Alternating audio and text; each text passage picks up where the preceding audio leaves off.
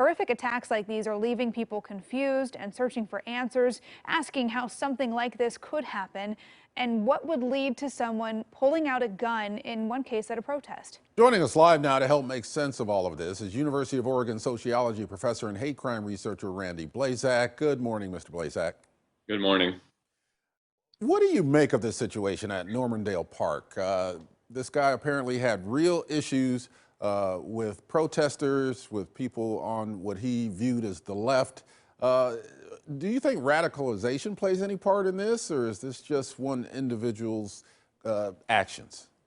Yeah, I mean, I think it definitely does. What we're seeing in the city right now is tragic. It's a result of a lot of pressure, a lot of trauma, a lot of tension. You know, people are just sort of at their end with regards to the pandemic. And so there are these stressors that are out there already in our community.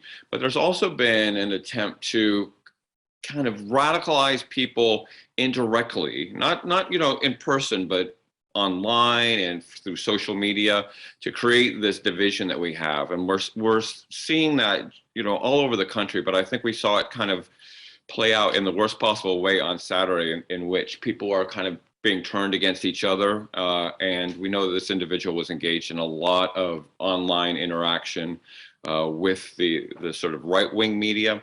And there is just a lot of tension that really spilled over in the most horrific way. And it's sad to see. And some of the work that we are doing in the community now is, how can we de-escalate? How can we have people who have these grievances, who have angers that may be legitimate or may not, but find nonviolent ways to express them? Because this individual's life is also over, because he was going to prison for a long time, and obviously wasn't the best course of action for him either. So we really have to find strategies by which people can have these expressions, but do it without the use of violence. So that's been an ongoing part of discussion around protests in the city for quite some time. That's been a sentiment expressed by city leaders for the last several years now. We've seen protesters at all different kinds of demonstrations openly displaying weapons. There's been concern from local leaders that things could escalate to violence, or in this case, a deadly incident. How do we identify and de-escalate these kinds of situations? Well, there are actual strategies to do this, and part of it is the finding the alternative expression.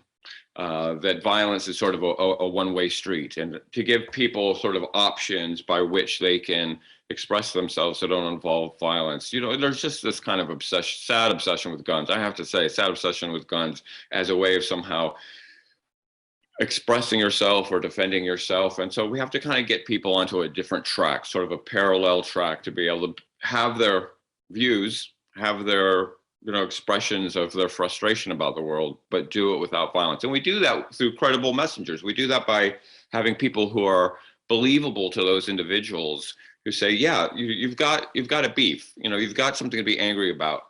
Here's how we do it without violence. And so we need more leadership. We need really people within those communities to come out and say, violence is not the way to do it. It's really going down this rabbit hole that just gets worse and worse and worse. We want to find ways to express ourselves without violence.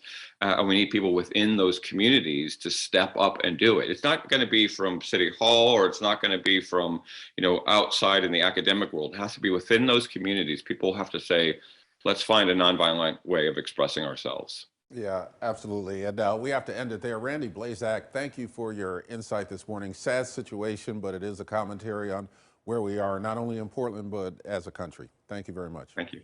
We have full coverage on the Normandale Park shooting, and you can read all of it on KOIN.com.